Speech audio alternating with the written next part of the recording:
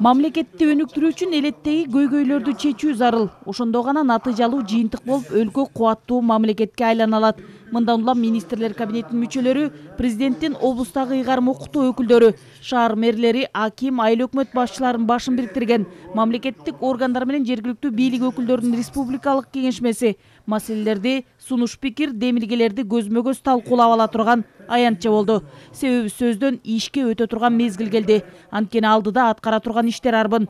Президент Садыр Жапаров да ойлонуп отурууга убакыт жок экенин белгилеп, экономикалык татаал шартта эл натыйжалуу иштерди күтүп жатканын билдирди. Халкыбыздын көптөгөн көйгөйлүү маселелери тийиштүү деңгээлде чечилбей калууда. Бир эле фактыга токтолуп кетейин.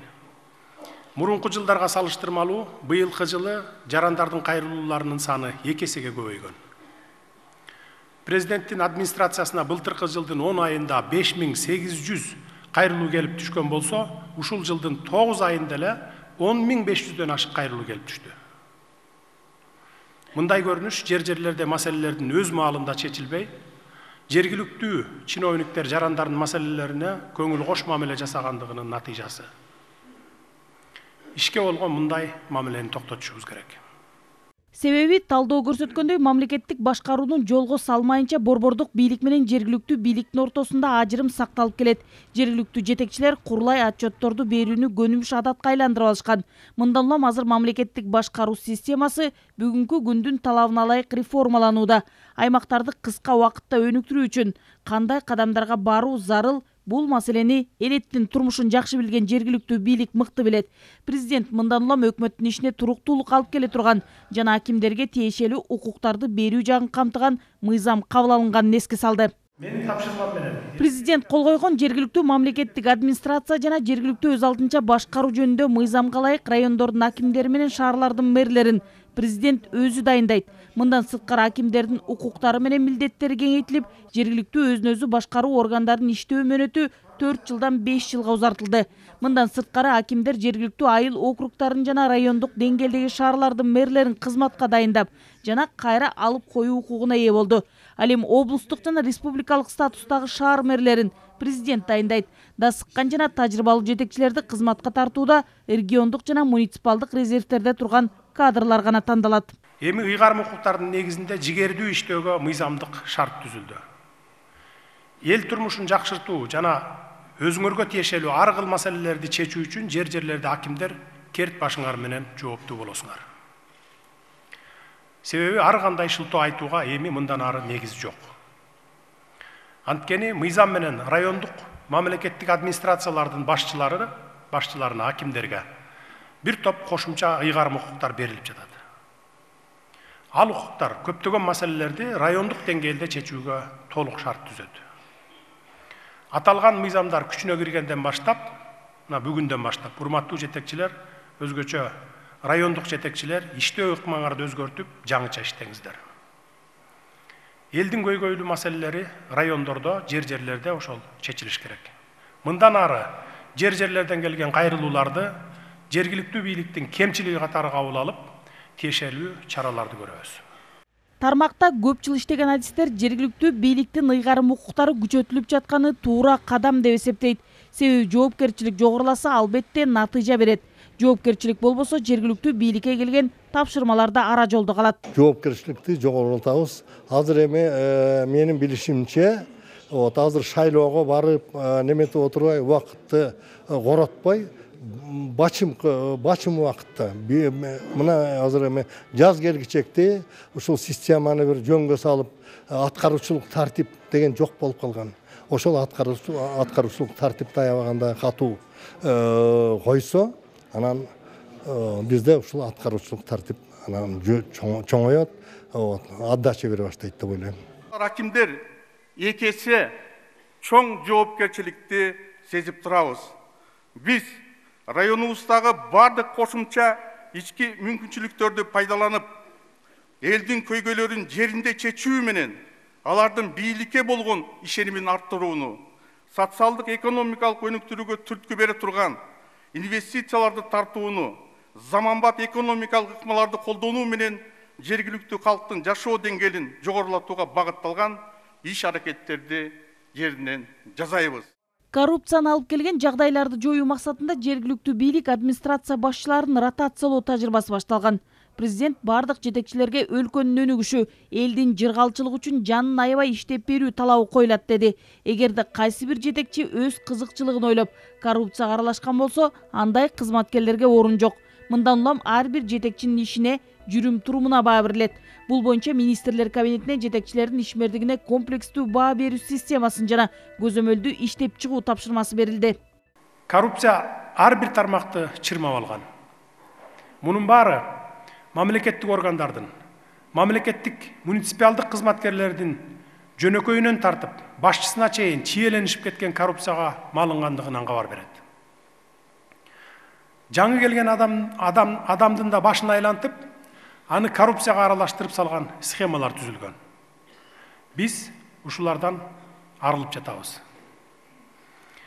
Көрүп жатасыңар, мен кыйынмын деп жүргөн мамлекеттик чоң кызматтарда иштеген канчалаган адамдар камалып, келтирилген зыяндардын ордун толтуруп жатышат.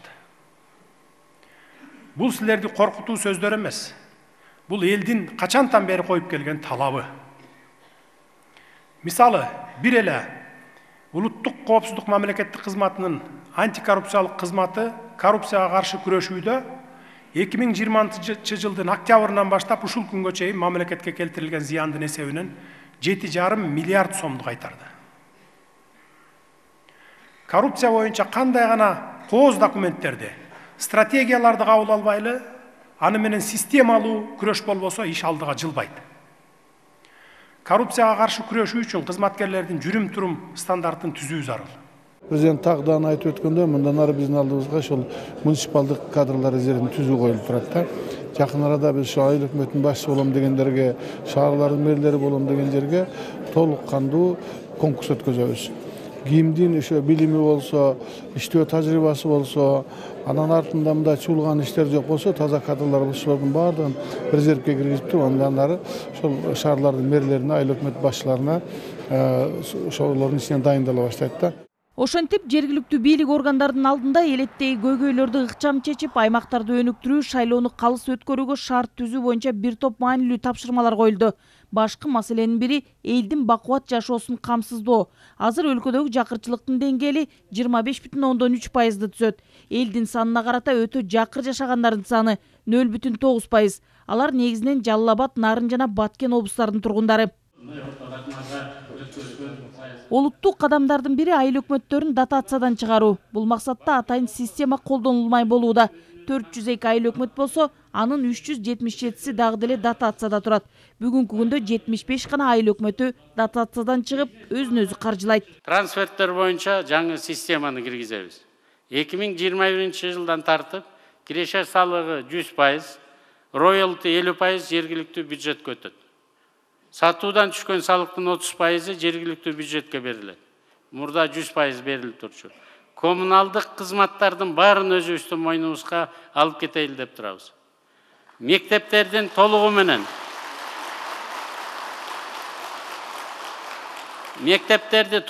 республикалык бюджетке которуу боюнча сунуштар иштеп чыгылууда.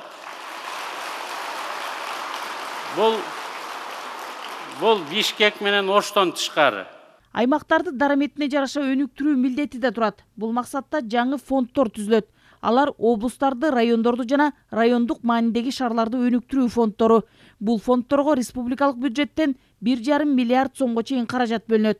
Эмдиги жылдын бюджетинде фонддорго бөлүнө турган каражаттар көрсөтүлгөн. Бөлүнгөн акчанын 20% коронавируска каршы күрөшүүгө, дагы 20% социалдык долбоорлорго жана 60% экономикалык долбоорлорду колдоого жумшалат. Ири тоо кен ишканалары жок эки областыбыз бар экен бүгүнкү күнү. Бул Ош менен Баткен. 50 миллиондон 100 миллион сомго чейин фонддорго акча бөлүп беребиз. Калган областтарда недралардан түшкөн акчалары бар экен. 25 районго 700 миллион сом каралып жатат. Анын ичинен ар бир районго 20 миллиондон 40 миллион сомго чейин берилет. Ошондо район ичиндеги ар бир айыл өкмөткө болжол менен 5 миллион сомго чейин өнүгүүгө жумшала турган акча болот сиздерде. Райондук маанидеги 18 шаарга райондық маанидеги 18 шаарга 30 миллион сомдон 500 миллион сом берилет. Аталган каржылоо фонддорун аймактардын өнүгүүсүнө материалдык стимул берет деп мен ишенем. Мындан тышкары Баткен обласына өзгөчө статус берилгендигине байланыштуу өнүктүрүүгө 500 миллион сом жыл сайын берилет. Нарын обласына Кумтөр аркылуу 500 миллион сомдун тегерегинде жыл сайын каражат бөлүнүп берилип турулат. Аймактарга инвесторлорду тартып, кайра иштетүү ишкаларын ачуу менен дотациядан чыкса болот. Министрлер кабинетинин төрагасы жергиликтүү бийликтин жетекчилерин бизнес пландарды сунуштоого чакырды жана бул жумуштарга 3 айлык мөөнөт берди. Кемин районунун Орловка шаары өндүрүш аймак катары белгилүү. Шаар жетекчилиги пайда алып келе турган бизнес долбоорлорду сунуштаганга даяр. Себеби шаар айыл чарба азыктарын кайра иштете турган чакан ишканаларды ачууга ылайыкташкан. Ошол эле учурда курулушка керектүү материалдарды өндүргөн чакан ишкана ачуу боюнча да максаттары бар. Сүт өндүрүш. Ошондой бир цехтерди ачсак, биз айта албайбыз заводдорду ачабыз деп, бирок эгерде ондай цехтер болсо, кичинекей чакан цехтер жана заводторубуз, железобетонный завод же болбосо асфальтобетонный заводдор деген ошондой бизде проекттерибиз, ойлорубуз бар болчу. Буюрса, ойлойм, мындан кийин ашырганга мүмкүнчүлүк дагы болот. Ошолордун ишке ашырганга. Министрлер кабинети тарабынан коюлган тапшырмалар жүзөгө ашырылса, келерки жылы 180 айыл өкмөтү дотациядан чыгышы керек. Алыскы Баткен облусунун айыл өкмөттөрү азырынча дотацияда калууда. Өзгөчө статус берилип, атайын фонд түзүлүп жатканына байланыштуу. Келерки жылы бир топ айыл өкмөттөр өз алдынча каржылоого өткөнү турат дейт айыл өкмөт башчылары. Ал эми өнүгүүгө бөлүнгөн каражаттар аймактын экономикалык социалдык абалын жакшыртууга багытталат. Негизги каражаттарды азыр ошол аймактарды өнүктүрүү, ошол аймактарга пайда алып келүүчү ишканаларды куруу багытында жумшалмакчы болуп атат. Бизде Баткенде жана Ош облусунда кендин түрлөрү бар, бирок азыраак көлөмдө. Ошон үчүн бизге ушундай жакшы суммаларды бөлгөнү мамлекет даярданып жатат. Районубузга бир логистический центр курулмакчы болуп атат. 150 гектар жери менен район центрден ошо Марказ айыл өкмөтүнөн ажыратылган, Актурпак айыл өкмөтүнөн ажыратылган. Инвесторлорду тартып, орто жана чакан ишканаларды ачуу менен аймактын экономикасын чыңдоо үчүн ишкерлерге жеңилдетилген насыялар керек.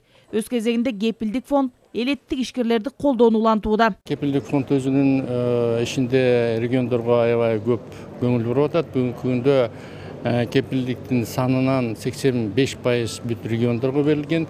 Эгерде суммасы болсо, анда 75% региондо берилген.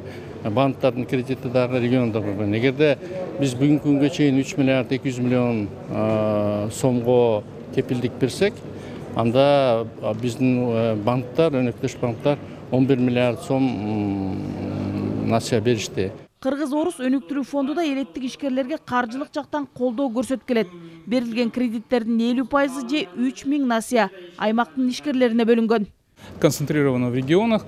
Мы понимаем диверсификацию объемов финансирования по проектам в регионах. Биз аймактарды өнүктүрүү артыкчылыктуу багыт экенин түшүнүп жатабыз. Мындан улам алыскы аймактарга, мисалы Баткен, Нарын, Талас облусунда ишкерчилик менен алектенгендерге $100,000 чейин насыя берип жатабыз. Учурда биз кепилдик фонд менен кепилдикти камсыздоо багытында кызматташып, чогуу иштешип жатабыз. Министрлер кабинети көңүл бурган дагы бир тармак бул туризм. Тармак дүйнө өлкөлөрүнүн бир тобунун негизги киреше булагы. Туристтик, маданий, тарыхый баалуу жерлердин баары аймакта экенин айткан Акылбек Жапаров ушул күнгө чейин туристтик инфраструктураны жакшыртуу, тармакты өнүктүрүү боюнча сунуштар түшпөгөнүн билдирди. Мындан улам туризмди өнүктүрүү фонду түзүлөт. Ага 1 миллиард сомдук каражат бөлүнүп жатат.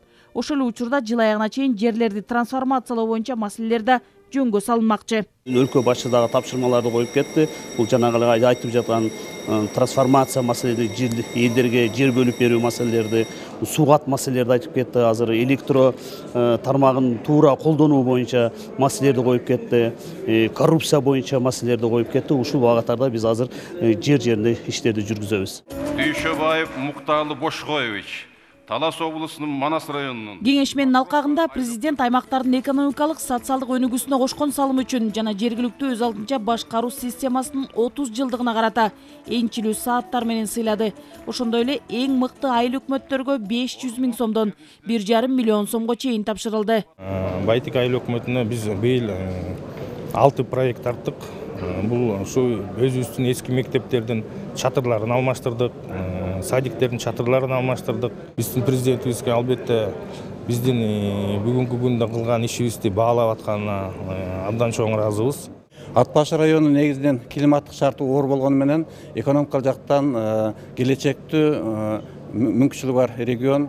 Муну менен катар жергиликтүү бийликке малды идентификациялоо, аймактардагы мүлктүн санын аныктоо иштерин аягына чыгаруу жана башка тапшырмалар коюлду. Ошол эле учурда алдыдагы парламенттик шайлоонун таза өтүшү боюнча жооптуу кызматкерлер өз милдеттерин так аткарып, мыйзам бузууларга жол бербөө талабы да коюлду. Нургүл Жумабекова, Азамат Жапаков, Рыскелди Көкүлбеков, Ала Тоо 24, Жума Кайрык.